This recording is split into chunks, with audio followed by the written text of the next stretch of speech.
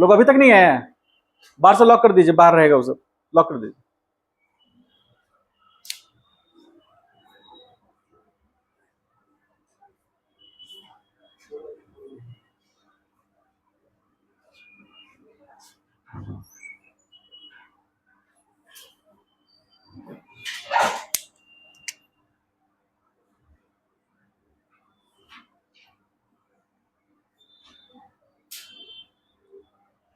Important topic है, star mark दिए हैं, बहुत इंपॉर्टेंट टॉपिक है। ये आपका पूरा का पूरा मैकेनिक्स तय करेगा, ठीक है। ये तब अच्छा होगा जब आपका काइनेमेटिक्स अच्छा होगा, और इसके अच्छे होने से आपका पूरा मैकेनिक्स बढ़िया होगा, समझ गए। और तीन इंपॉर्टेंट फैक्टर हैं, एक तो वेक्टर का अच्छा नॉलेज, दूसरा जो मैथमेटिकल फिजिक्स पढ़ा है उसका अच्छा नॉलेज, ये दोनों का अच्छा नॉलेज होना चाहिए। और तीसरा जो इसमें है काइनेमेटिक्स, जिसमें हम लोग पार्टिकल का मोशन पढ़े थे, जिसमें कांस्टेंट एक्सेलरेशन में पार्टिकल का मोशन कैसे होगा, यूनिफॉर्म एक्सेलरेटेड मोशन क्या होगा, वो चीज हम लोग पढ़े थे, ठीक है। तो ये तीनों चीजें अच्छी होंगी तो ये लॉज ऑफ मोशन समझने में दिक्कत नहीं आएगा। और ये तीनों चीज बेहतर होना भी चाहिए क्योंकि ये हम लोग पहले पढ़ चुके हैं, ठीक है। ये सारे चीजों को रिवीजन में रखना है, तब इसको पढ़ेंगे तो बहुत बढ़िया से क्लियर होगा, ठीक है। तो लॉज ऑफ मोशन में सबसे पहले हम लोग समझते हैं क्या, हेडिंग लिख लिए सब लोग। तो अब इसमें समझिए कि सबसे पहले हम लोग करते क्या है, इससे पहले हम लोग क्या पढ़े। सो फार अभी तक जो हम लोग पढ़े उसमें क्या था, वी हैव स्टडीड। अभी देखिए, सिर्फ लिखना नहीं है, हम लोग क्या पढ़े कि एक ट्रैक है या फिर एक ग्राउंड सरफेस है जिस पर एक कार है या एक बॉडी है जो t बराबर 0 पर चलना स्टार्ट करता है। इनिशियल वेलोसिटी उसका u है और इनिशियल पोजीशन उसका 0 है। कुछ देर के बाद वो इस पोजीशन पे पहुंचा और इस पोजीशन को b बोले, टाइम t लगा, t को मान लेते हैं, t जो है वो 20 सेकेंड है। इसका मतलब a से b जाने में 20 सेकेंड लगा, ये हम लोग पढ़ चुके हैं। पोजीशन x1 और x2। अब x2, तो यहां पर ये जो चेंज इन पोजीशन है डेल्टा x, यही क्या बन गया s। ये सब चीजें हम लोग देखे इसमें। एक फैक्टर और इसमें देखे थे, यदि मान लीजिए पार्टिकल का एक्सेलरेशन a है जो कि पॉजिटिव x में है, मतलब a से b की तरफ उसका डायरेक्शन है, यहां पर जो फाइनल वेलोसिटी होगा v, तो ये फाइनल वेलोसिटी इस केस में, जिस केस में एक्सेलरेशन पॉजिटिव x में है, तो एक्सेलरेशन के कारण v is greater than u हो जाएगा। हम लोग ये सब पढ़ चुके हैं, ठीक है। अब इसमें जो सबसे इंपॉर्टेंट पार्ट है, ये जो हम लोग पूरा का पूरा स्टडी है, जिसमें हम टाइम के बारे में पढ़ रहे हैं, पोजीशन के बारे में पढ़ रहे हैं, पार्टिकल का पोजीशन, टाइम t और पोजीशन x, डिस्प्लेसमेंट के बारे में पढ़ रहे हैं। डिस्प्लेसमेंट क्या हो गया, डेल्टा x। वेलोसिटी, तो वेलोसिटी क्या होगा, वेलोसिटी होगा v comma u। Acceleration, acceleration क्या होगा, एक्सेलरेशन हम a ले रहे हैं। ये सारे पैरामीटर्स जो हम लोग पढ़ रहे हैं ये काइनेमैटिक्स का है, काइनेमैटिक्स। तो काइनेमैटिक्स 1, 2 में हम लोग ऐसा पढ़े। अरे छोड़ो उसको, बाहर रहेगा वो। काइनेमैटिक्स 1 और काइनेमैटिक्स 2 में हम पढ़े, ठीक है। तो इसमें और चीजों को तो नहीं पढ़े, बस इतना चीजें पढ़े हम लोग, ठीक है। तो ये चीजें उसको बोल दो कि डिस्टर्ब ना करे।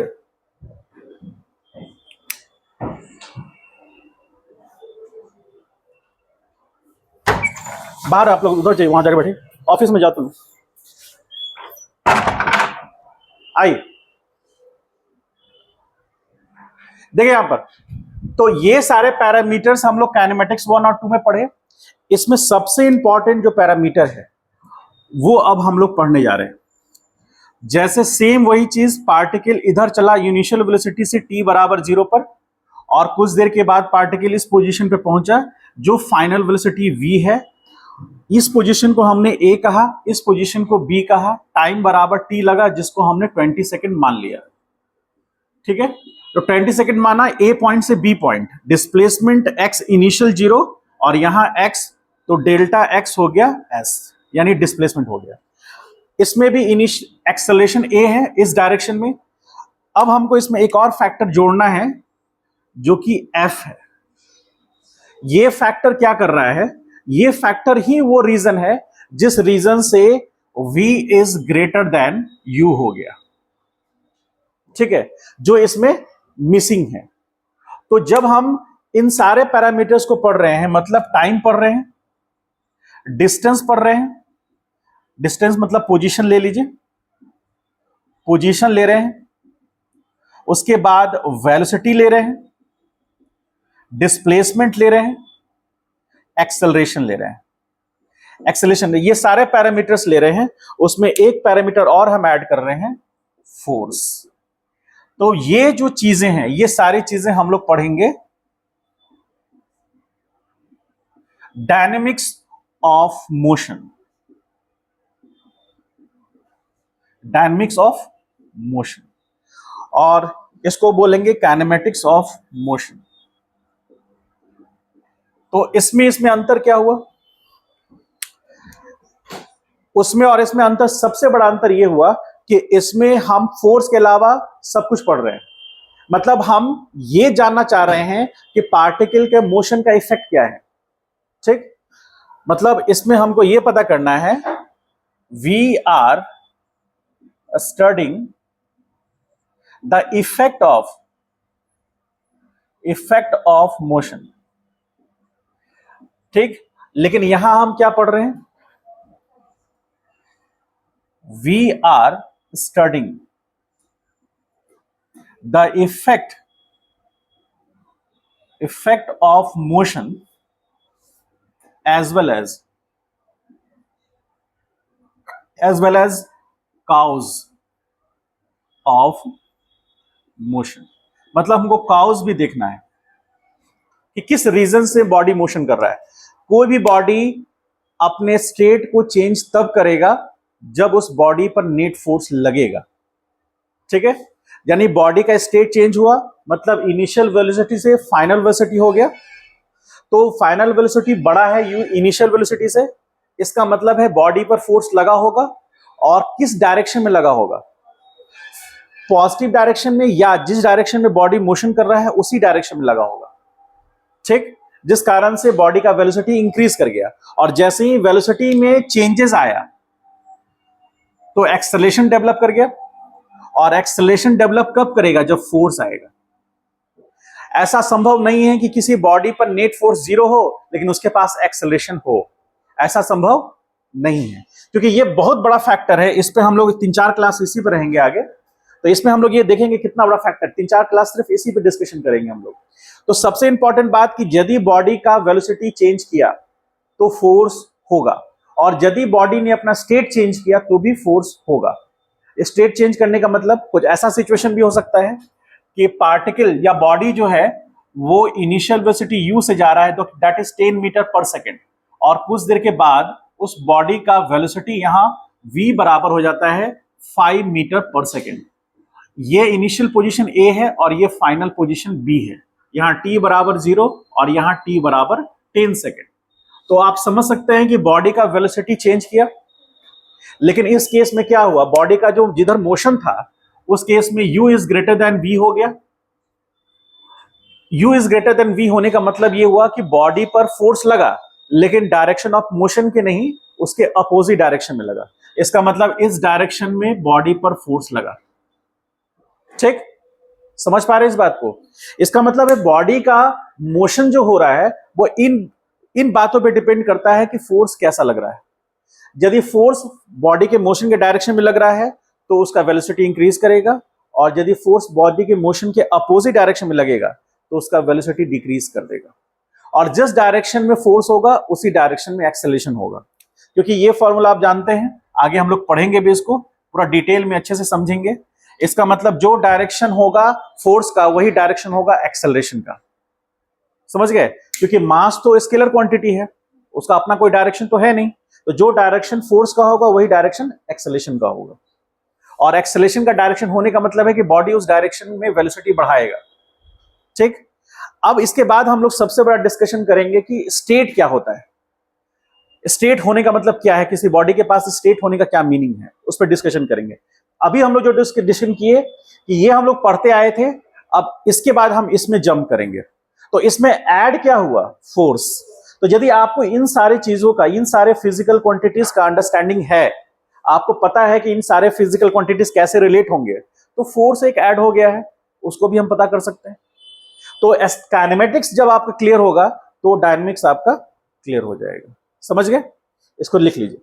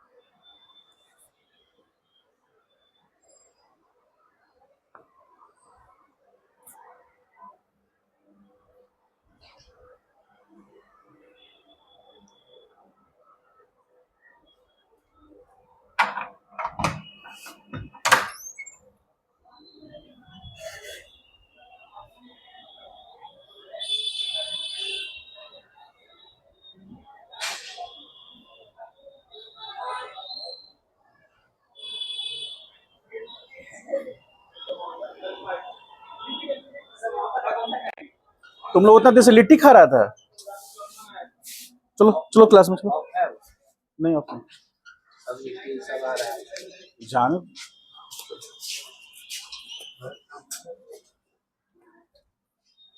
उतना दूर कैच कर लेगा। यहाँ क्लास चल रहा था, वहाँ पे आवाज आ रहा था, वो दिन के पापा आए, वो वीडियो में आए थे।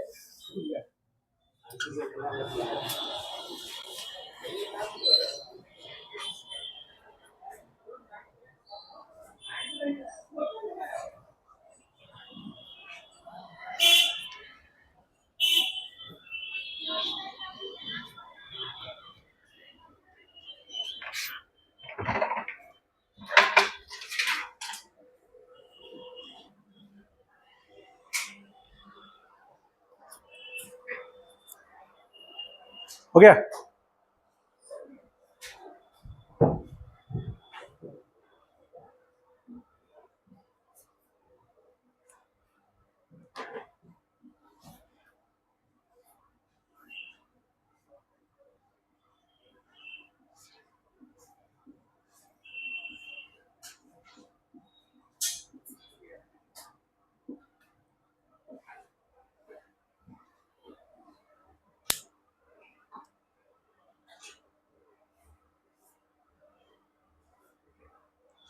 फास्ट लिखो, तेजी से लिखो। तो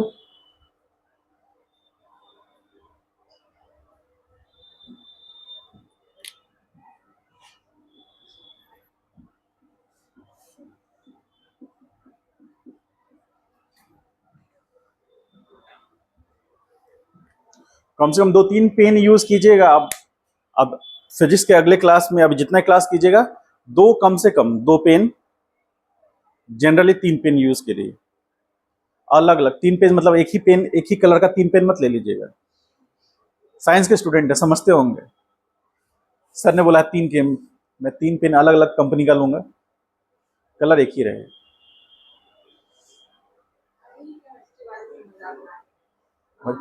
मतलब मजाक आप लोग को उड़ता भी है।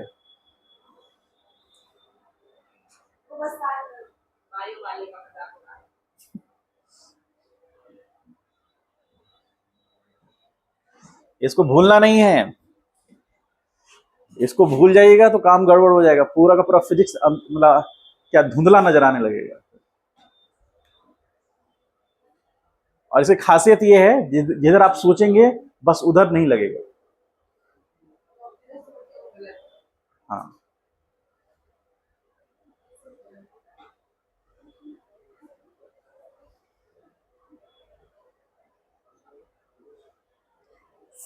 सबसे इंपॉर्टेंट एक्टर है ये। ठीक, समझ गए?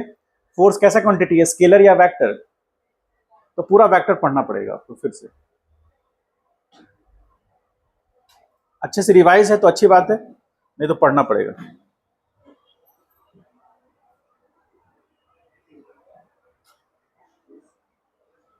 क्या हुआ? हंस क्यों रहे हो? ओहो, बस बस इसी कारण से हम लिखे हैं, जो आप सोच रहे हैं उसी कारण से लिखे हैं।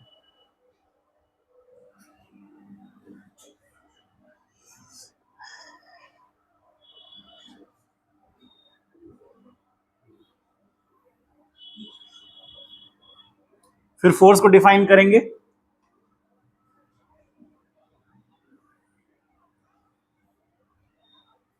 हो गया? देखिए,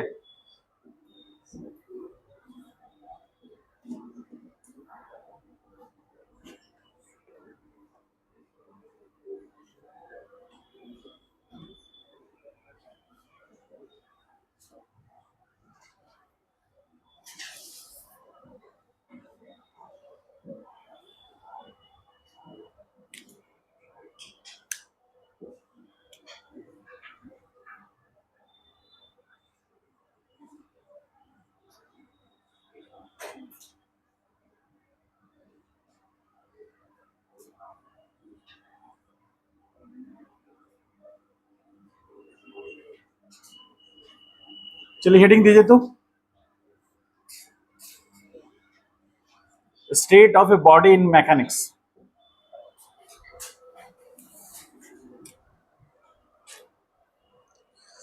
स्टेट कहने का मतलब क्या है? कि बॉडी जिस राज्य में है वो है। आप पटना से दिल्ली जा रहे हैं, तो अभी आप जिस राज्य में है वो आपका स्टेट है। अवस्था का मतलब उसका मीनिंग, हिंदी मीनिंग हो गया है।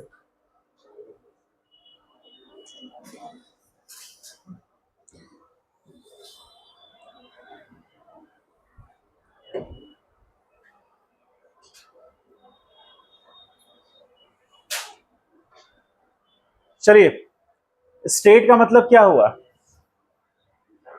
स्टेट को हम क्या बोलेंगे? मतलब कोई बॉडी किसी स्टेट में है, मतलब आ आप सिचुएशन बोल सकते हैं क्या? इसको समझते हैं। देखिए, तो एग्जांपल से हम समझते हैं, फिर हम उसका डेफिनेशन लिखा देंगे आपको, तब समझ में अच्छे से आएगा। मान लीजिए एक कार है, वो इस डायरेक्शन में यू इनिशियल वेलोसिटी से चल रहा है, ये पोजीशन ए टी बराबर 0 पर। टाइम को ध्यान से देखिएगा, और इस पोजीशन पे आ गया बी, टी बराबर यहां 10 सेकेंड हुआ, फाइनल वेलोसिटी वी हो गया।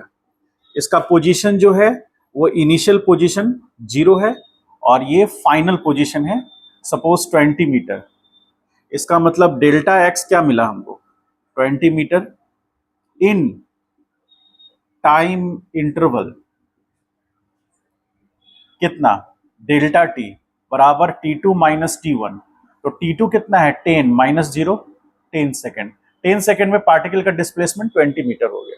ठीक है, मेरा ये कहना है कि यदि ये ए पोजीशन से चला होगा बी पोजीशन, तो उसके बीच में कोई एक ऐसा पोजीशन रहा होगा, सी पोजीशन। ये सी पोजीशन जहां टी बराबर 5 सेकेंड रहा होगा। ठीक है, तो स्टेट क्या कहता है?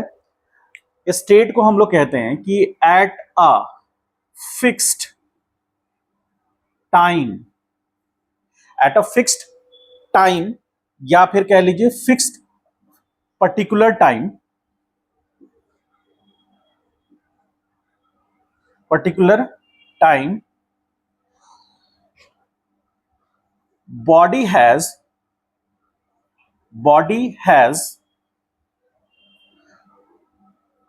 fixed physical quantities.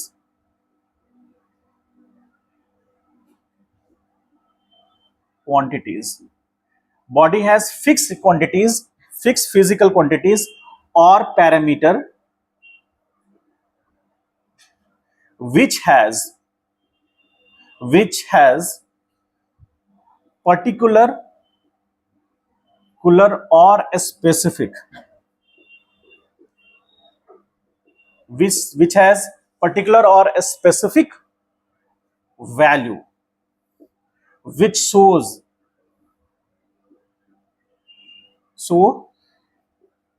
the state of the body,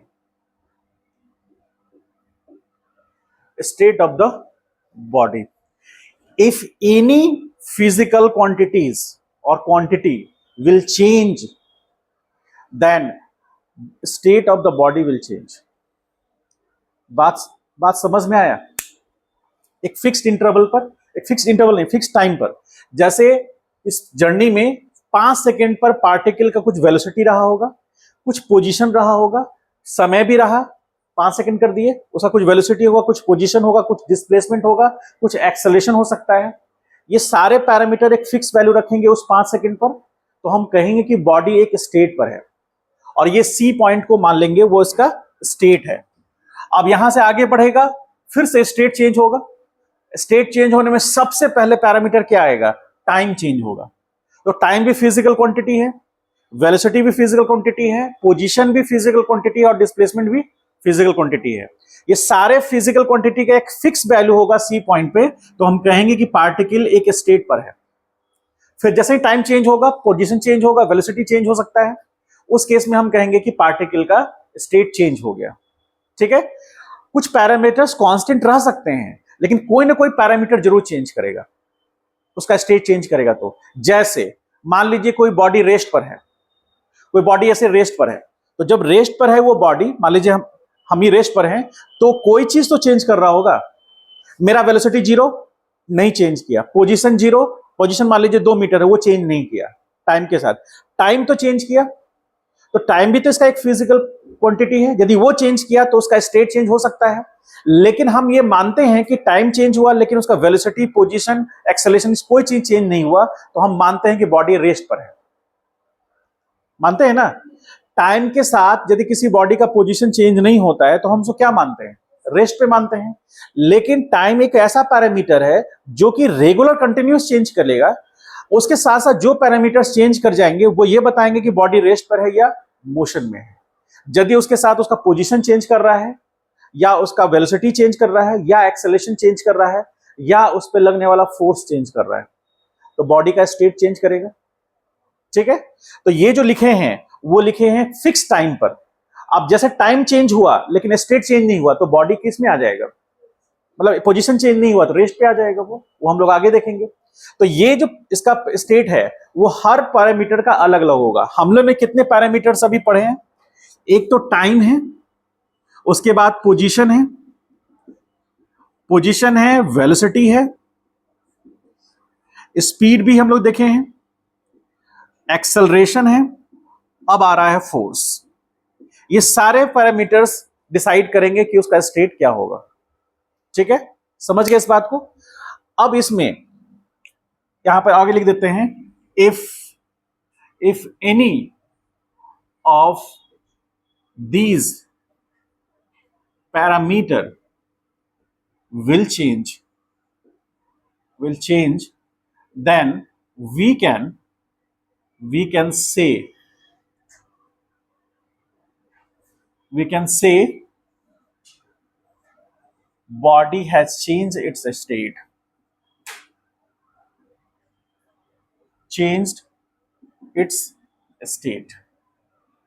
ठीक है।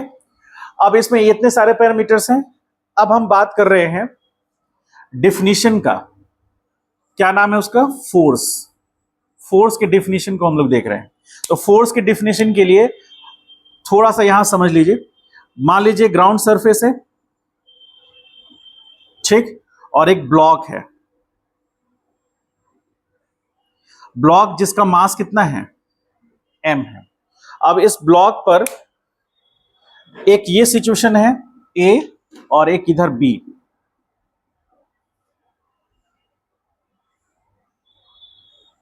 मास m ही है, ठीक। ये A है और ये B, ठीक। इसमें हम एक चीज कर रहे हैं, ध्यान से देखिएगा। यहां फोर्स F1 लगा रहे हैं और यहां फोर्स F2 लगा रहे हैं, ठीक है। तो A और B पे फोर्स F लगा, दोनों में अंतर कुछ लग रहा है या सेम फोर्स है? डिफरेंट फोर्स हैं। मान लीजिए इसका मैग्नीट्यूड 10 न्यूटन है, इसका ही मैग्नीट्यूड 10 न्यूटन है, डायरेक्शन सेम है, मैग्नीट्यूड सेम है, तो फोर्स सेम होगा। कह सकते हैं, कह सकते हैं। अब देखिए फोर्स कितना खतरनाक चीज है, इसको आप ऐसा समझ लीजिएगा, दोनों अलग अलग चीजें हैं। ये बॉडी को और ये बॉडी को पुल कर रहा है, ठीक है, पूरा का पूरा मैकेनिकल इंजन चेंज हो जाता है इस पर। ये पुश कर रहा है, ये पुल कर रहा है। जितने भी लग्जरी गाड़ियां हैं वो पुलिंग एक्शन पे होता है, और जितने भी हेवी ड्यूटी गाड़ियां हैं, हेवी ड्यूटी मतलब जिसपे हम लोग गुड्स वगैरह लाएंगे, वो सारे पुशिंग एक्शन से होते हैं। ये पुलिंग एक्शन, पुशिंग एक्शन, समझे? तो यदि किसी बॉडी को हम फोर्स लगा करके आगे डिस्प्लेस करा रहे हैं, तो हम क्या कर रहे हैं? पुश कर रहे हैं कि पुल कर रहे हैं? पुश कर रहे हैं। आज तक कभी बड़े बड़े मॉल में गए होंगे, उसका दरवाजा देखे होंगे, उस पर लिखा रहता है पुश, किसी किसी पे लिखा रहता है पुल। हमको कोई फर्क ही नहीं पड़ता है, ये उनके लिए होगा, हमको क्या फर्क। वहां लिखा हुआ है पुल, अगला में लिखा है पुश।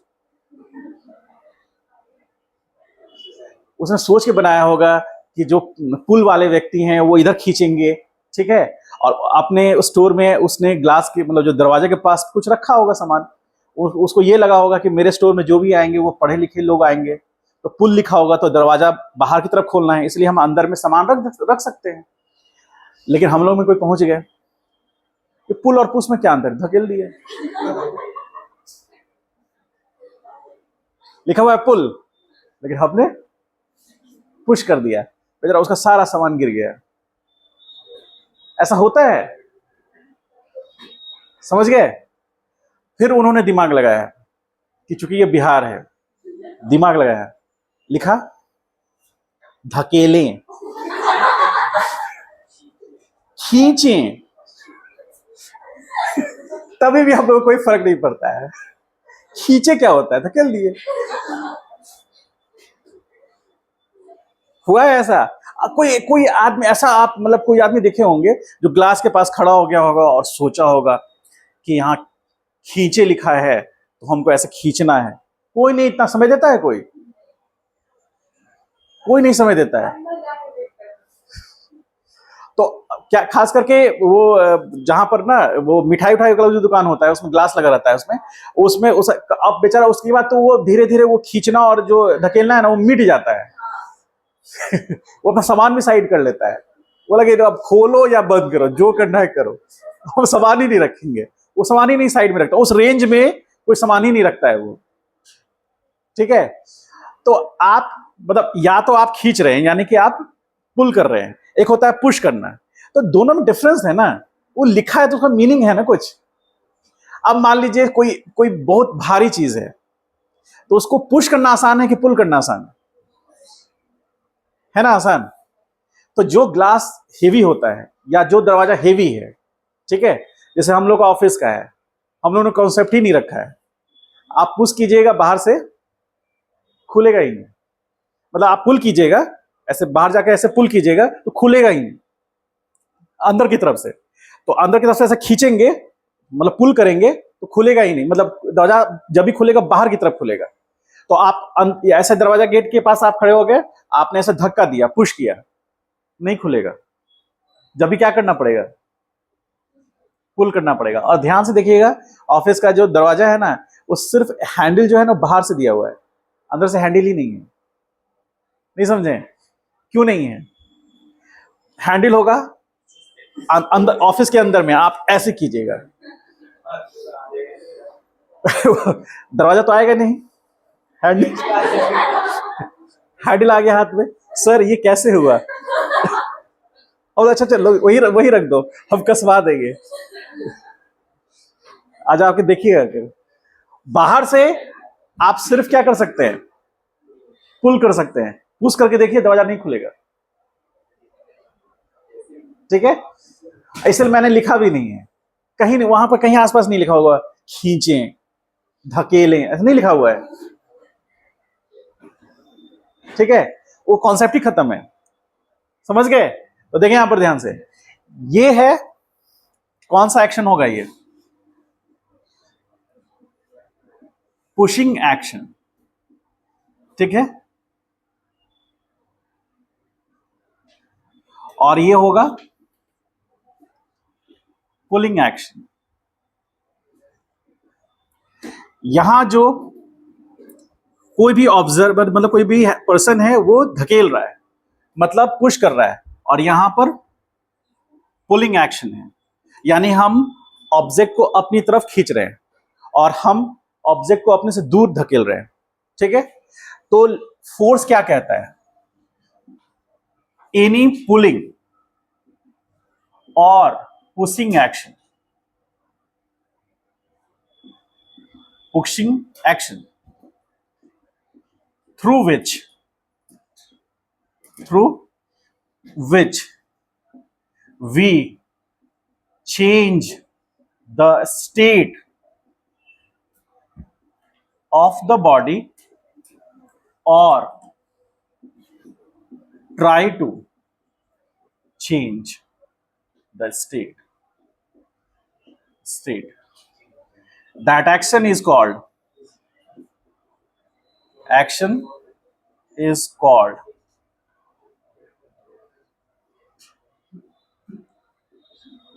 समझ पाए?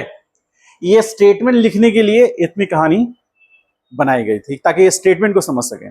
ये बुक में आपको नहीं मिलेगा, अपनी तरह से बनाया हुआ स्टेटमेंट है, बहुत सिंपल वे में, कि कोई बॉडी पर पुलिंग एक्शन हो या पुशिंग एक्शन हो, वो क्या करेगा, वो पुलिंग और पुशिंग एक्शन करके क्या करेगा, बॉडी के स्टेट को चेंज कर देगा या चेंज करने की कोशिश करेगा। जैसे एक छोटा बच्चा है और वो हेवी अलमारी है, उसको वो धकेलने की कोशिश कर रहा है लेकिन धकेल नहीं पा रहा है, लेकिन उसने पुशिंग या पुशिंग एक्शन तो लिया लेकिन बॉडी को डिस्प्लेस नहीं कर पाया। ठीक है, तो दोनों स्टेट होंगे, मतलब दोनों कंडीशंस होंगे, या तो बॉडी को डिस्प्लेस कर देगा या बॉडी को डिस्प्लेस करने की कोशिश करेगा। उन दोनों ही कंडीशन में पुलिंग और पुशिंग एक्शन होगा बॉडी पर, और वही उसका फोर्स कहलाएगा। ठीक है, यदि बॉडी डिस्प्लेस हो गया तो हम लोग F=ma देखेंगे, और यदि बॉडी डिस्प्लेस नहीं हुआ तो हम कहेंगे कि इक्विलिब्रियम कंडीशन मेंटेन है। ठीक है, यहां समझ में आया ये चीज कि नहीं आया? ठीक है, तो ये फोर्स का बेसिक डिफिनेशन है। यूनिट क्या होगा उसका? यूनिट ऑफ फोर्स, ठीक है, न्यूटन होगा। एन, ये एसआई यूनिट है, एसआई यूनिट। और सीजीएस यूनिट क्या होगा? सीजीएस यूनिट होगा उसका डाइन। ठीक, और यहां लिख देते हैं 1 newton is equal to 10⁵ dyne. ठीक है, उतार लीजिए, फिर आगे बढ़ते हैं हम लोग। कोई डाउट है तो बोलिए। आज से कभी भी कहीं जाइए स्टोर में, जो लिखा हुआ है उसको फॉलो कीजिए। बेचारे ने बहुत मेहनत से लिखवाया है। आ?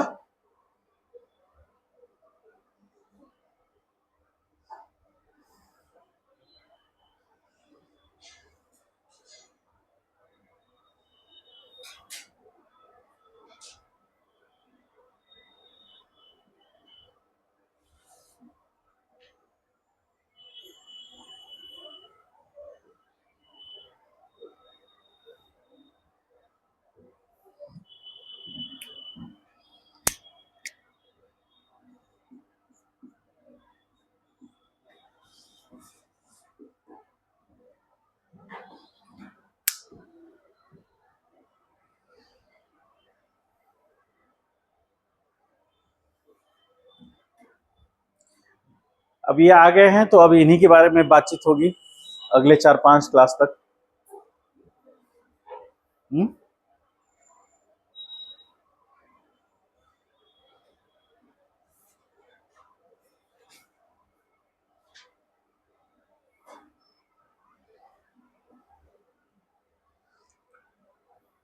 दिक्कत हमको नहीं है, दिक्कत बायोलॉजी वाले सर को होगा। हम तो 8 बजे हम उठेंगे, ऐसे ऐसे करके हम फोन पे देख लेंगे कितने लोग आए, उसी मुताबिक हम आएंगे। परसों की बात कर रहे हैं, ठीक है। जो बाहर घर मतलब जो बाहर रह रहे हैं, मतलब घर से दूर हैं, उन लोग को जाना है, जो यहाँ रह रहे हैं उनको नहीं जाना है ना। चलिए ठीक। रिकॉर्डेड लेक्चर तो मिलते ही रहेंगे। हम्म। क्या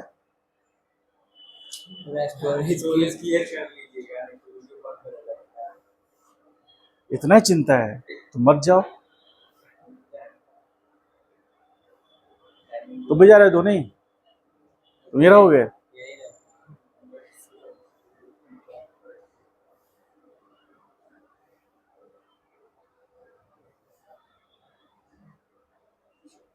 देखिए, अब बैच जब स्टार्ट होता है, हर साल हम देखते हैं बैच जब स्टार्ट होता है तो उसका सबसे पहला फेस्टिवल होता है 15 अगस्त, ठीक है, एक दिन का। उसके बाद रक्षाबंधन, और रक्षाबंधन को इतना सीरियसली सब लेता है कुछ नहीं, उससे पहले भी रक्षाबंधन हुए हैं, लेकिन वो 3 महीने का जो पढ़ाई होता है उसके बाद सबसे बड़ा छुट्टी होता है वो, तो उसी में आपसे पिछले वाला बैच भी 4 दिन छुट्टी ले लिया था। क्या?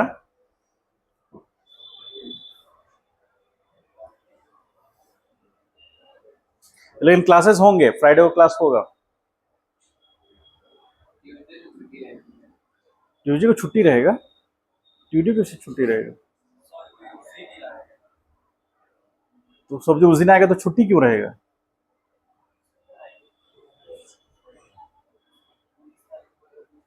कोई, वो लोग तो आएंगे ही। ऐसे ऐसे भी कैमरा को क्या पता कि पीछे कितने लोग आए हैं कितने लोग नहीं आए हैं। कैमरा को तो आगे से मतलब है।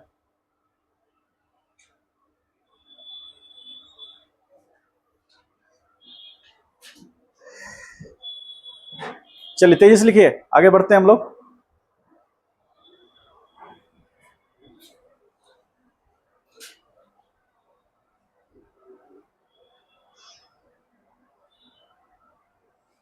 आज मैंने कुछ लाइंस जो बोले हैं कि फोर्स के लगने से बॉडी का वेलोसिटी चेंज होता है, ये चीज को आप रिकॉर्ड करके, रिकॉर्डिंग में है, उससे देख कर लिख लीजिएगा,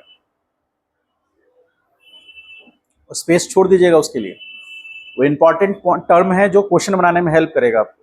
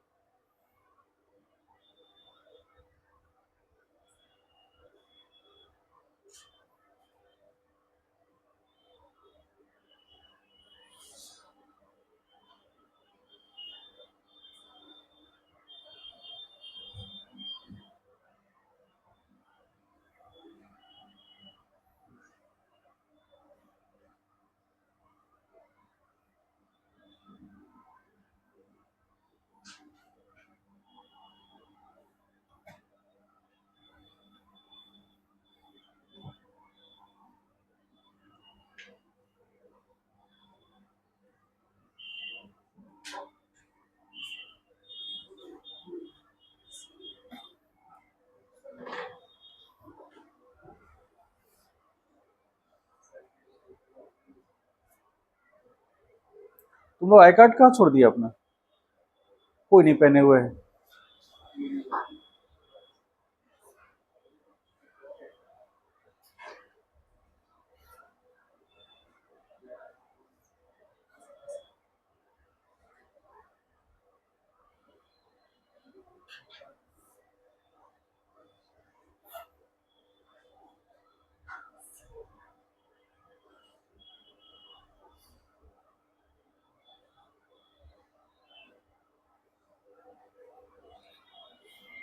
हो गया?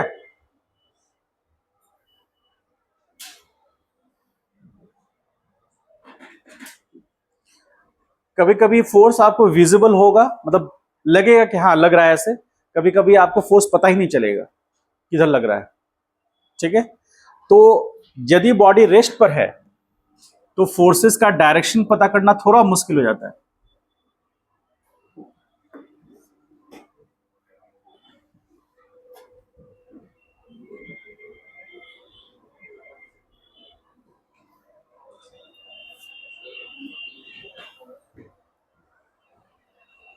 चलिए एक चीज को समझते हैं,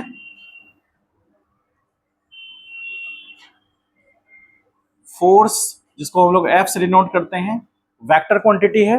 ठीक, इसके पास तीन अलग अलग कंडीशंस हैं। पहला, इसके पास मैग्नीट्यूड है। दूसरा, डायरेक्शन है। और तीसरा, पॉइंट ऑफ एप्लीकेशन।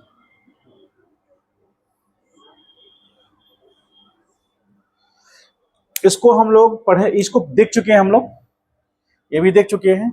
इसको हम लोग स्टडी करेंगे। We will study in rotational motion. क्या है इसका मीनिंग, हल्का सा आपको समझाते हैं, बाकी तो हम लोग रोटेशनल मोशन में पढ़ेंगे ही।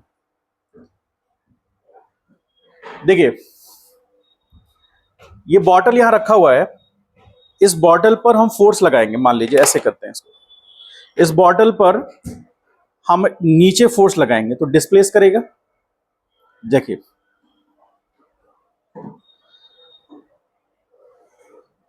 इस पर हॉरिजॉन्टल फोर्स ऐसे लगाए तो पॉइंट ऑफ एप्लीकेशन इस पॉइंट है। पॉइंट ऑफ एप्लीकेशन जो यहां लिखा है उसका मीनिंग है मतलब जिस पॉइंट पर फोर्स लगेगा।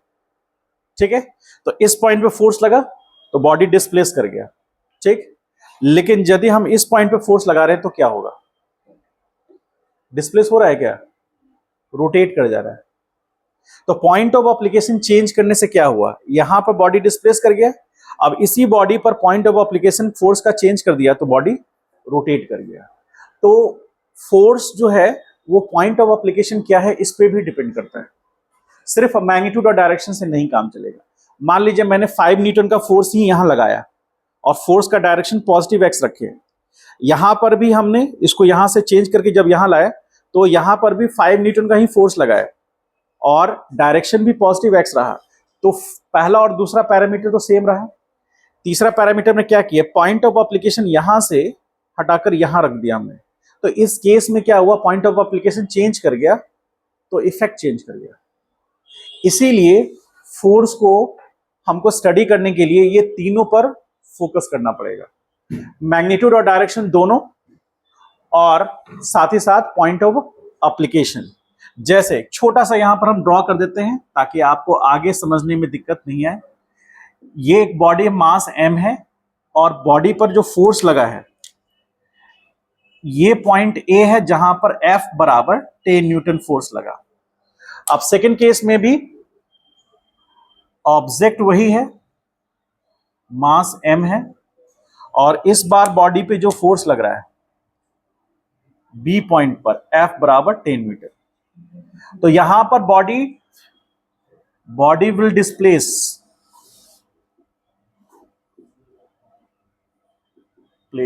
और ये बॉडी विल रोटेट। इस केस में बॉडी क्या होगा, रोटेट कर जाएगा। क्यों, क्योंकि पॉइंट ऑफ एप्लीकेशन चेंज हो गया, मैग्नीट्यूड और डायरेक्शन क्या है, सेम है। ठीक है, ये बात हो गई, इसको लिख लीजिए, फिर अगले पॉइंट टर्म में आते हैं।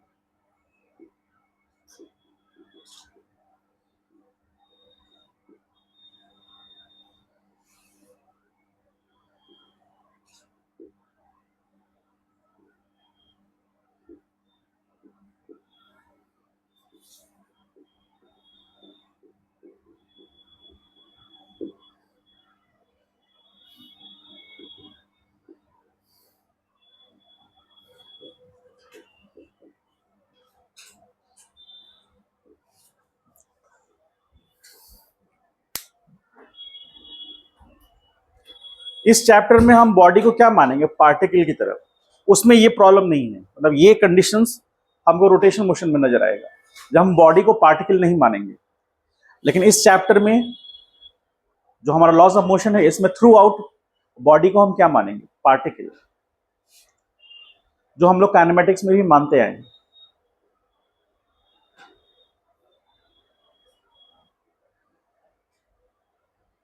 हो गया?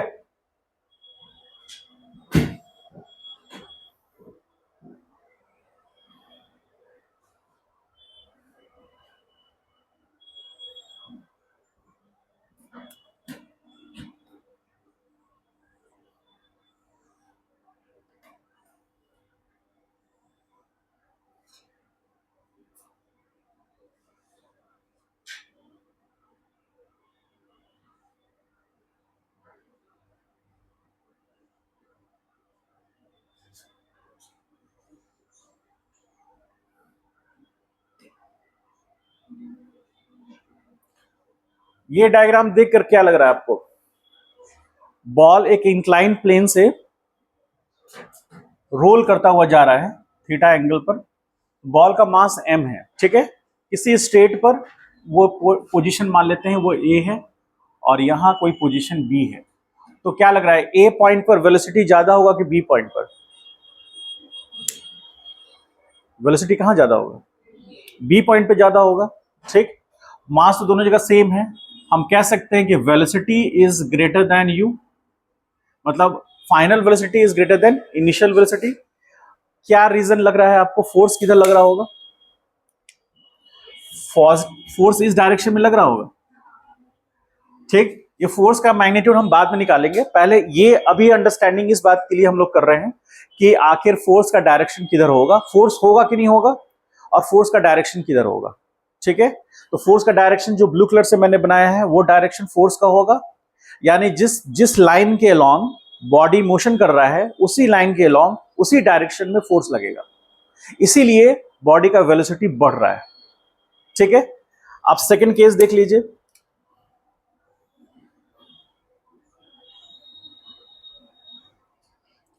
ये बी केस बना रहे हैं हम लोग। अब इसमें क्या है, मास m है, u इनिशियल वेलोसिटी से बॉडी को फेंका गया है, ये पोजीशन p है, और कुछ देर के बाद बॉडी इस पोजीशन पे पहुंचा है, मास m है, और यहां वेलोसिटी उसका v हुआ।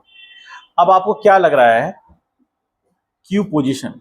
तो पार्टिकल जब p पॉइंट पे था, मास m ही है उसका, p पॉइंट पे था, ये एंगल अल्फा मान लीजिए, कोई इशू नहीं, अल्फा। तो p पॉइंट पर वेलोसिटी और फिर q पॉइंट पर वेलोसिटी, दोनों में वेलोसिटी ज्यादा कहां होगा? p पर होगा, होगा। तो इसका मतलब है कि वेलोसिटी इज डिक्रीजेस, जैसे जैसे ऊपर जा रहा है वेलोसिटी डिक्रीज कर रहा है। इस केस में भी बॉडी पर फोर्स किधर लगेगा? तो यहां पर this force increases the velocity, और this force decreases the velocity। इसका मतलब है दोनों ही केस में फोर्स की ही जरूरत पड़ेगी हमको, समझ पाए? तो अब सी केस देख लीजिए, सी क्या बोल रहा है।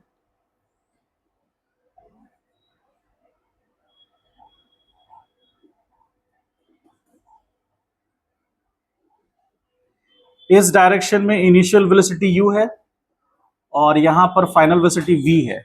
इस केस में आप क्या कहेंगे, बोलिए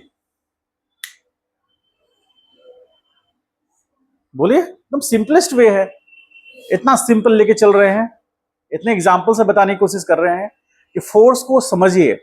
फोर्स समझना थोड़ा मुश्किल है, ऐसा नहीं कि आसान है, उसके नेचर को समझना। जब हम बात करेंगे फ्रिक्शन फोर्स का तो और आपका दिमाग खराब हो जाएगा, उसमें लगेगा कि किधर लगेगा पता ही नहीं चल रहा है, उसके लिए आपको नेट फोर्स पता करना पड़ेगा, ठीक है। अभी देखिए ए, जो हमारा ए सिचुएशन है उसमें क्या है कि बॉडी का वेलोसिटी बढ़ रहा है, तो इसका मतलब है उसी डायरेक्शन में फोर्स लग रहा होगा। बी सिचुएशन में बॉडी का वेलोसिटी डिक्रीज हो रहा है, इसका मतलब फोर्स उसके अपोजिट डायरेक्शन में होगा। थर्ड सिचुएशन हॉरिजॉन्टल है, इसका मतलब है कि इस केस में अभी हम कोई बात नहीं कर रहे हैं। सिचुएशन ये है कि if v is equal to u, मतलब ये 10 मीटर पर सेकेंड है तो ये भी 10 मीटर पर सेकेंड है। यदि ऐसा सिचुएशन है तो इसका मतलब है कि बॉडी पर कोई फोर्स नहीं लग रहा है। कोई फोर्स नहीं लग रहा है ऐसा नहीं कह सकते, नेट फोर्स जीरो है। आपके पास मान लीजिए कि 100 रुपया है और आपको अपने फ्रेंड को किसी जो जिससे आपने उधार लिया है 100 रुपया वो देना है आपको, तो आपके पास कितने पैसे बचेंगे? 0 रुपीज बचेंगे, ठीक। और एक दूसरा सिचुएशन है कि आपके पास पैसा ही नहीं है। दोनों में अंतर है। आपके पास पैसा है लेकिन वो देना है, मतलब वो नेट इफेक्ट जीरो है उसका, और एक आपके पास पैसा ही नहीं है। तो एक फोर्स ही नहीं है और एक सारे फोर्सेस का समेशन जीरो है, ठीक है। दोनों में अंतर है। तो हम कहेंगे कि बॉडी पे नेट फोर्स एक्ट नहीं कर रहा है, ये कहेंगे। और पहला केस में बॉडी पे फोर्स ही एक्ट नहीं कर रहा है, ये कहेंगे। मतलब जब आपके पास पैसा ही नहीं है, इसका मतलब है कि बॉडी पे फोर्स ही नहीं लग रहा है, और आपका सारा कैलकुलेशन करने के बाद फोर्स मतलब पैसा आपके पास जीरो हो जा रहा है, तो कहेंगे कि बॉडी पर फोर्स तो है लेकिन सारे फोर्सेस का समेशन क्या हो रहा है? जीरो हो जा रहा है, ठीक है। तो यहां पर वो दोनों हो सकता है, दोनों का इफेक्ट सेम है। यदि बॉडी पर फोर्स लग भी रहा है लेकिन नेट इफेक्ट जीरो है तो बॉडी का वेलोसिटी कभी भी चेंज नहीं करेगा। तो यहां F हम थोड़ी देर के लिए अभी मान लेते हैं कि F जीरो है। इसका मतलब है कि बॉडी का वेलोसिटी घटाना हो या बढ़ाना हो फोर्स की जरूरत है, और यदि उसके वेलोसिटी को मेंटेन रखना है तो फोर्स की जरूरत ही नहीं है। ऐसा कोई example day to day life में जहां आपको लगता है कि फोर्स ही नहीं लग रहा है बॉडी पर?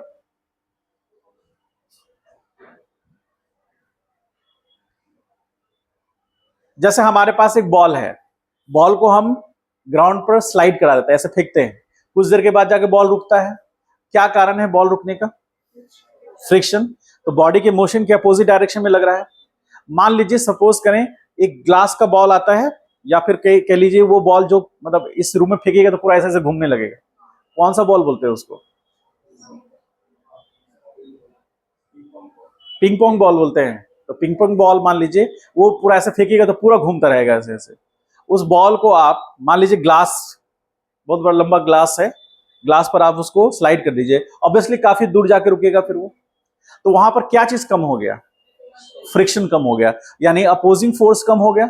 और मान लीजिए एक सेकंड के लिए कि यदि अपोजिंग फोर्स नहीं लग रहा है तो बॉडी मोशन करता रहेगा, यानी कि वो बॉल मोशन करता रहेगा। जो हम लोग अंतरिक्ष में देखते हैं, स्पेस में, जहां ग्रेविटेशनल फोर्स फील्ड नहीं होता, उससे वो ऊपर देखते हैं, तो वहां पर बॉडी पे यदि नेट फोर्स जीरो है तो जिस वेलोसिटी से आपने किसी बॉडी को डिस्प्लेस किया वो वेलोसिटी से वो घूमता रहेगा और उसी स्ट्रेट पाथ पर घूमता रहेगा, क्योंकि उस बॉडी पर कोई नेट फोर्स एक्ट नहीं कर रहा है। समझे? तो यदि किसी बॉडी पर नेट फोर्स जीरो है तो वो हमेशा अपने उस मोशन को मेंटेन रखेगा, ठीक। मोशन को मेंटेन रखेगा मतलब टाइम चेंज होगा लेकिन वेलोसिटी चेंज नहीं होगा, क्योंकि एक्सेलेरेशन भी जीरो होगा वहां। इसलिए ये वो सिचुएशन है। पहला सिचुएशन में फोर्स बॉडी के वेलोसिटी को प्रमोट कर रहा है, सेकंड सिचुएशन में उसको प्रमोट नहीं कर रहा है, थर्ड सिचुएशन में नेट फोर्स है ही नहीं, ठीक है। इसको तीनों को लिख लीजिए। और इसी से कॉन्सेप्ट आता है इनर्शिया का। इनर्शिया का भी डिस्कशन करेंगे हम लोग।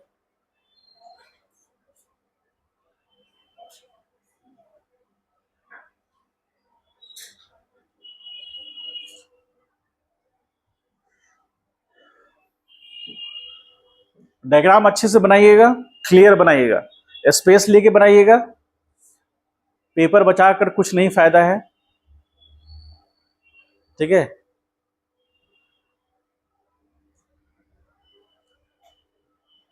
आज टॉपर को हम प्राइज नहीं देंगे, लेकिन थोड़ा अपना लेवल बढ़ाइए। 68% पे हम क्या प्राइज दें? कम से कम 80% रहे तब ना मजा आए प्राइज देने में भी, लगा कि हाँ कुछ मैंने अचीव किया। कुछ लोगों का रिजल्ट गड़बड़ा रहा है तो अपने रिजल्ट पे फोकस कीजिए, और कुछ लोगों का रिजल्ट पता नहीं क्यों इतना बेहतर कैसे हो गया, उसको हम फिर से हम क्या बोलते हैं उसको, कैमरा को फिर से रिवाइंड करवाएंगे परसों के लिए, ठीक है। टेस्ट जरूर दीजिए, टेस्ट मत छोड़िए।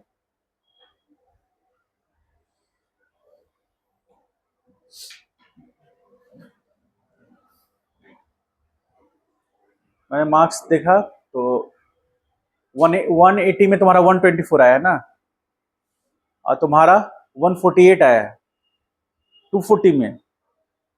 पिछले से मार्क्स कम आए हैं पिछले बार से, क्यों? पिछले बार इससे कम था, तो 240 में एटलीस्ट 200 तो होनी चाहिए ना। क्या यदि आप सही मायने में प्रिपरेशन कर रहे हैं तो 200 मार्क्स से कम क्या होगा? बायो में तो हम समझते हैं कितना 30 क्वेश्चन है ना, तो 30 इंटू 4 कितना हो गया? 120 मार्क्स तो बायो से हो गया। तो कम से कम हम समझते हैं 110 होना ही चाहिए। जो बायो के स्टूडेंट है उनका बायो तो सबसे अच्छा होना चाहिए, सबसे अच्छा। कम से कम 10 मार्क्स हम मार्जिन दे रहे हैं, वो अभी दे रहे हैं, आगे वो भी नहीं देना चाह रहे हैं हम।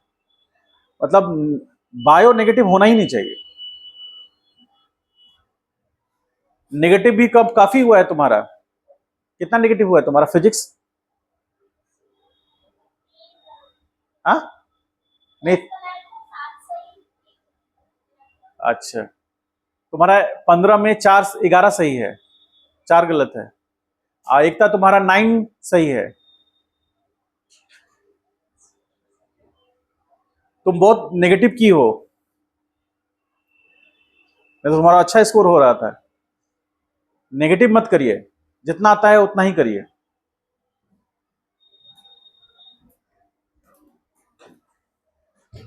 नेगेटिव से बचिए, नेगेटिव मत करिए।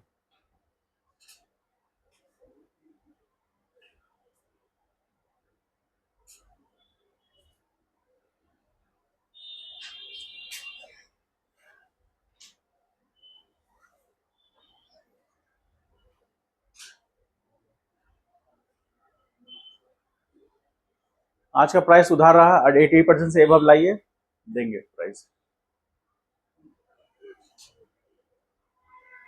तुम हंस क्यों रहे हो? प्राइस देने में नहीं, मेरा मेरा डोर में भरा पड़ा है प्राइस, लेकिन हम चाहते हैं डिजर्विंग हो तब ना।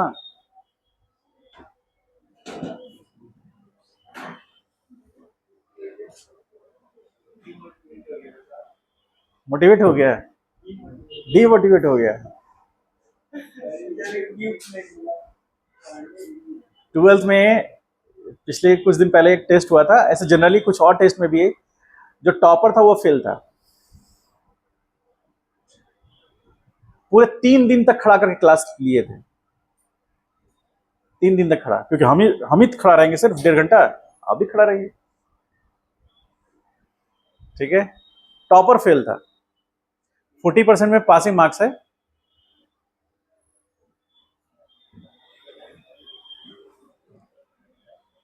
चलिए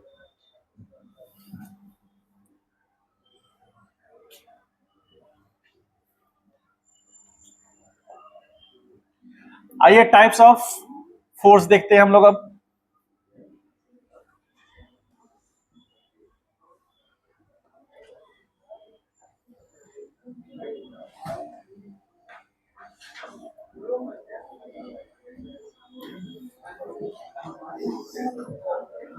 कौन रो रहा है? गिफ्ट चाहिए? हाँ, जरूरी नहीं है, तुम सोच के चले थे, ठीक है मिल जाएगा अगले बार। ये अगले बार तुम ही कर जाते तो 2 गिफ्ट देंगे, ठीक है। लेकिन एटलीस्ट 75% से ऊपर होना चाहिए, डिस्टिंक्शन तो होना ही चाहिए ना। हाँ? पता चला 100 नंबर का पेपर हुआ, 41 नंबर ये लाए हैं और ऐसे से कर रहे हैं। कितना नंबर है? 41% सर, उसी में टॉप कर गए। और जैसे देखिए टेस्ट स्पेसिफिक हो रहा है, अभी पर्टिकुलर चैप्टर से हो रहा है। जब आपको फिर हम बोले थे कि जब हाफ सेक्शन कंप्लीट हो जाएगा उससे टेस्ट लेंगे तो टेस्ट क्वेश्चन और टफ हो जाएगा, क्योंकि चैप्टर्स बढ़ जाएंगे ना। एक चैप्टर का टेस्ट होना और 7 चैप्टर का टेस्ट होना में अंतर है ना। 7 चैप्टर के टेस्ट में 7 चैप्टर के क्वेश्चंस रहेंगे, 7 चैप्टर को रिवाइज करना होगा। वो सिर्फ फिजिक्स में, फिर केमिस्ट्री में 7 चैप्टर के होंगे, फिर मैथ में 7 चैप्टर के होंगे, फिर बायो में भी 7 चैप्टर का होगा, तो बड़ा हो जाता जाएगा ना। तो इसलिए आपका दायरा बड़ा होता जाएगा, तो उसको रिवाइज करने का तरीका बनाइए, शॉर्ट नोट्स बनाइए। शॉर्ट नोट्स नहीं बनाइएगा, चैप्टर हाथ से निकल जाएगा, क्योंकि आपको पता ही नहीं कि कितना समय देना है उसको रिवाइज करने के लिए। पता चला 7 चैप्टर्स का आपका टेस्ट है, आप उसमें से 3 चैप्टर हुआ, 4 चैप्टर रह गया। आप ये सोच के टेस्ट देने जा रहे हैं कि यार देखेंगे जो आएगा क्वेश्चन। 7 चैप्टर को रिवाइज करने का एक तरीका डेवलप करना पड़ेगा, उसी को शॉर्ट नोट्स बोलते हैं। नहीं तो फिर वो टॉपिक्स हाथ से निकल जाएगा आपके। ठीक है, आइए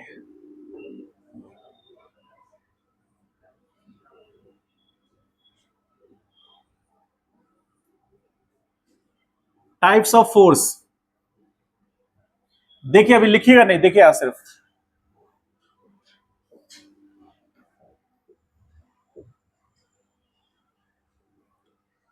सबसे फर्स्ट नंबर पे ले रहे हैं हम लोग non contact force. Non contact force मतलब ऐसा फोर्स जिसको लगने के लिए कांटेक्ट होने की जरूरत नहीं है। ठीक है, तो उसमें पहला आ रहा है ग्रेविटेशनल फोर्स। ठीक, F बराबर क्या, G m1 m2 बाई। ठीक, सेकंड में आ जाइए इलेक्ट्रोस्टैटिक फोर्स, पढ़े हैं ये, F बराबर K Q1 Q2 by R square. इसको ग्रेविटेशनल फोर्स बोलते हैं। ठीक है, न्यूटन्स लॉ के अकॉर्डिंग आया है। इसको इलेक्ट्रोस्टैटिक फोर्स बोलते हैं, कूलम्स के थ्रू आया है। ठीक,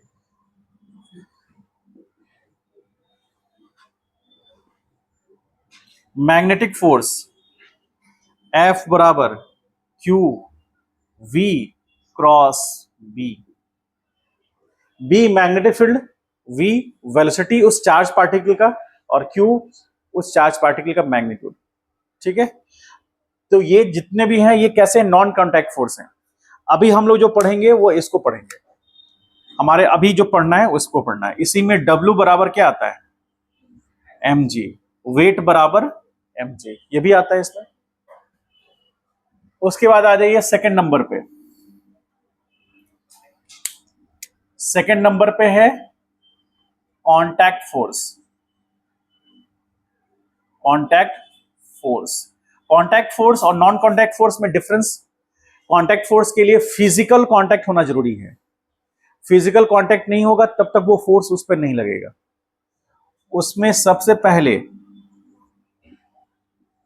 नॉर्मल फोर्स।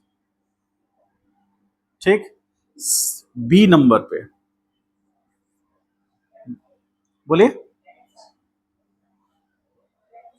टेंशन। ठीक है, टेंशन फोर्स। और बोलिए,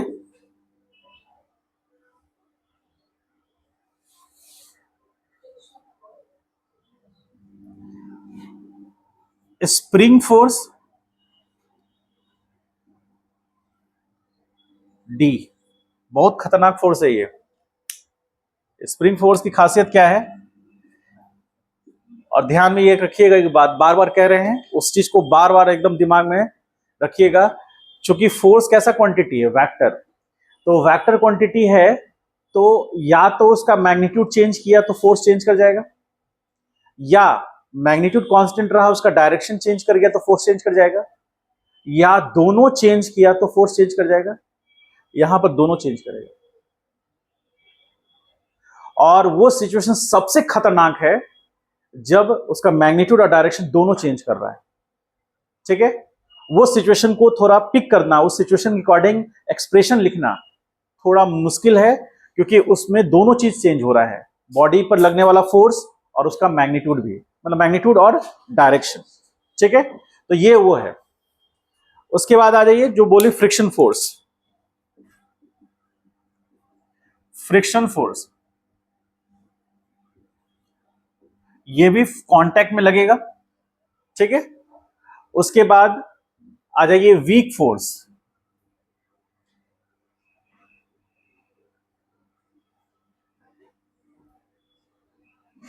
third number weak forces,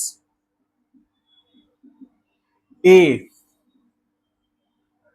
wonder Waals force, B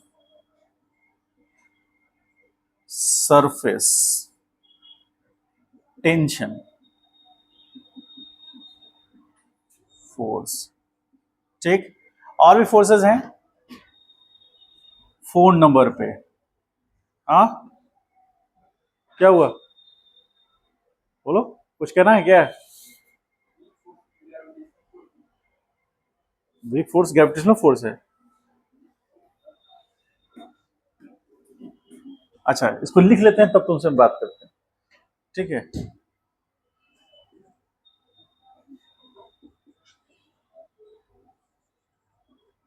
force, nuclear force, और फोर्सेस आते जाएंगे, इतना फिलहाल लिखिए। हाँ बोलो, इच्छा व्यक्त करो अपनी। ग्रेविटेशनल फोर्स वीक फोर्स है, बाकी फोर्सेस के मुकाबले, मतलब तुम कितने फोर्सेस के बारे में जानते हो? एक काम करो, 10 किलो का पत्थर है ना, लेके आओ, या 5 किलो का भी, छोड़ो ना, बैग है ना तुम्हारा, इसको बाहर जाओ कॉरिडोर में, वहां से ऐसे गिरा दो, छोड़ दो, तो कोई ऐसा फोर्स होगा ना जिस कारण से वो नीचे जाएगा। वो वीक है क्या? नीचे जो रहा ना, उसको दिन में तारे दिखा देगा वो छोड़ो, तुम और कुछ मजबूत चीज है, अब तुमसे मजबूत क्या होगा, कूद जाओ।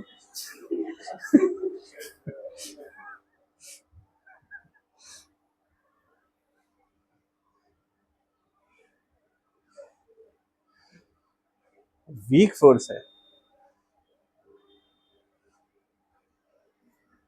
वीक तब तक है जब तक दो बॉडी में से एक बॉडी, मतलब दो बॉडी को, मतलब आपस में एक दो बॉडी मान लिए, वहां जहां पहला बॉडी को आपने अर्थ मान लिया, तब देखिए, जैसे तुम दोनों हो ना यहां पर, तुम दोनों पे भी ग्रेविटेशनल फोर्स लग रहा है, इसलिए तुम करो वीक फोर्स है, ठीक है। उसमें से दोनों में से ना इसको थोड़ी देर के लिए त्याग दो, और इसकी जगह पे अर्थ को ले लो, समझ गए? ग्रेविटेशनल चैप्टर आएगा,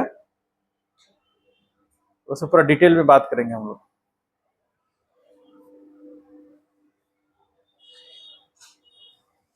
फिर आएगा concept of inertia,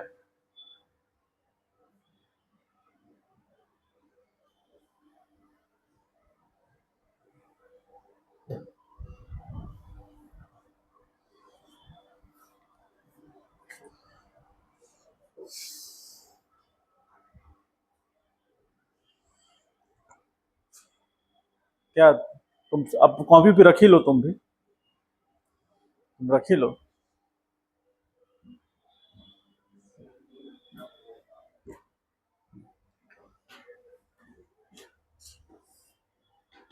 normal force क्या होगा, डिटेल में पढ़ेंगे अच्छे से।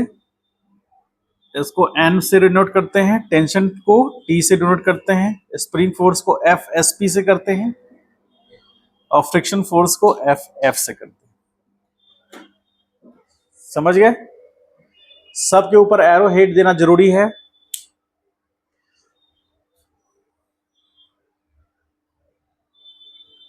इसकी खासियत यह है कि मैकेनिकल और सिविल इंजीनियरिंग में 17 सितंबर को पूजा जाता है इसको, हमारे लिए सब कुछ है ये,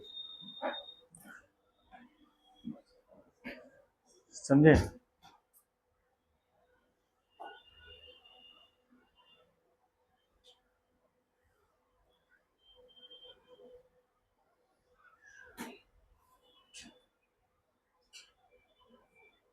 हो गया? तो आज इतना ही रहने देते हैं। क्योंकि इसके बाद एफबीडी शुरू करेंगे, फ्री बॉडी डायग्राम। ठीक है, इसके बारे में कुछ नॉलेज देंगे हल्का, इसके बारे में, और फिर हल्का सा नॉलेज देने के बाद हम लोग फ्री बॉडी डायग्राम में चलेंगे। तो अगला क्लास में हल्का सा इसका बेसिक अंडरस्टैंडिंग के साथ फ्री बॉडी डायग्राम में चलेंगे। फ्री बॉडी डायग्राम लगभग 2 क्लास चलेगा, सिर्फ एफबीडी निकालना है, एफबीडी निकालना है, एफबीडी निकालना, क्योंकि लॉज ऑफ मोशन का मैकेनिक्स क्वेश्चन का सबसे इंपॉर्टेंट पार्ट है वो। यदि आपको फ्री बॉडी डायग्राम निकालने आता है, गिवन डायग्राम का जो आपको क्वेश्चन दिया है उसका फ्री बॉडी डायग्राम निकाल सकते हैं, तो 50% क्वेश्चन सॉल्व हो जाएगा। और यदि नहीं निकाल सकते हैं तो क्वेश्चन बनेगा ही नहीं। ठीक है,